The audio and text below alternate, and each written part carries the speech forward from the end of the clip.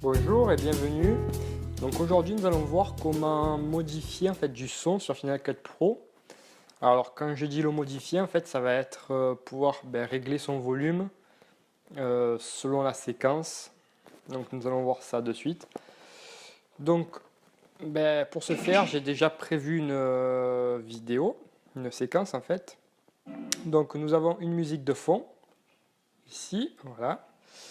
Et en fait, donc sur cette séquence, j'ai baissé le fond complètement, le fond sonore. Donc un petit rappel, pour baisser le son sonore, il suffit en fait de cliquer donc sur sa séquence, de venir dessous sur la ligne qui correspond à l'audio. Date, voilà, on a cette petite icône avec deux flèches qui apparaît. Et donc de glisser cette ligne, donc en cliquant, vers le haut pour augmenter le son, vers le bas pour le baisser. Pour le supprimer complètement, nous allons jusqu'à moins l'infini dB, et donc cette vidéo n'a plus de son. Donc sur cette séquence, en fait, j'ai seulement ma musique qui est ici, qui se joue. Sur la séquence d'après, nous avons en fait donc un éléphant, deux éléphants qui s'agitent un peu avec un son, donc on va l'écouter. Alors pour ça, en fait, je vais désactiver l'audio. Alors pour le désactiver, vous voyez qu'il suffit d'appuyer en fait sur la touche V du clavier, ou alors d'aller, hop, bouton droit de la souris, et donc activer, donc là du coup activer, ou désactiver. Donc quand on le désactive, en fait, la séquence, alors ça peut être bien une séquence vidéo, ne s'efface pas, mais en fait, elle n'apparaît plus dans votre montage. Donc, voilà, donc nous avons le son, je ne sais pas si vous entendez bien. Donc voilà, il y a des orages avec des éléphants qui crient, et voilà. Donc je vais réactiver ma séquence audio. Et donc si j'ai ma séquence audio, cette fois-ci, ça donne ça.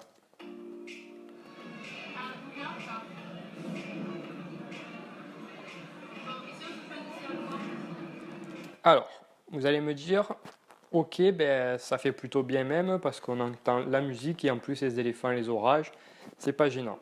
Le seul problème, c'est que en fait, j'ai augmenté mon son à plus 12 dB par rapport à l'original et que quand je lance ma lecture, ici vous allez voir que ça va passer au rouge.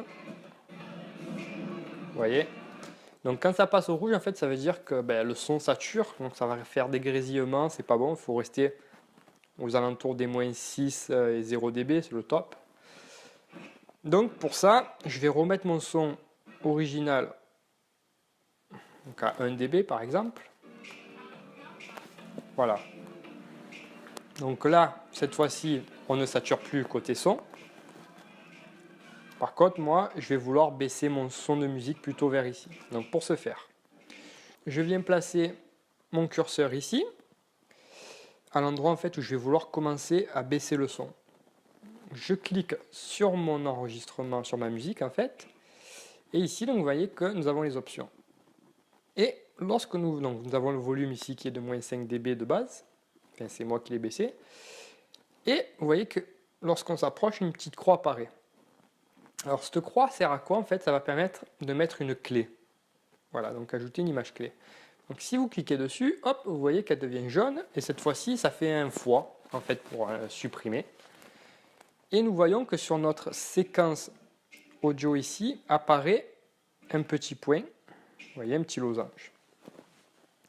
Donc en fait, qu'est-ce qu'on fait là exactement? On dit à Final Cut Pro, à cet endroit-là précis, je veux que le son de ma vidéo il soit à moins 5 dB.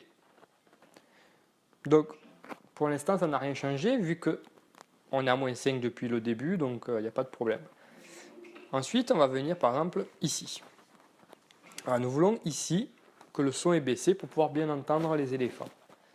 Donc pour ça, je reviens sur mon audio, je rajoute une clé, encore une fois, donc en cliquant, et cette fois-ci, je vais venir baisser mon son.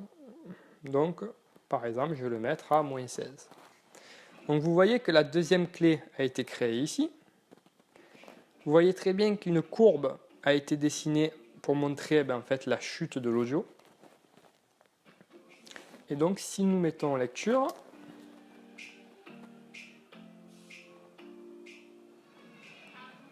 Voilà, nous avons bien la musique en fait qui va baisser, tout simplement.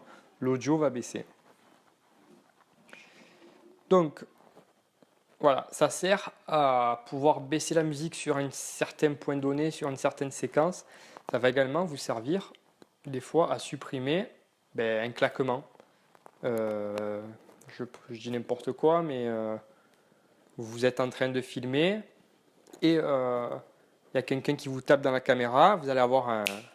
Vous voulez le supprimer, vous pouvez très bien utiliser cette méthode. Par contre, bien sûr, vous allez mettre vos clés beaucoup plus proches, parce que le claquement va durer peut-être une fraction de seconde, une seconde. Donc vous mettez vos deux clés ici, par exemple.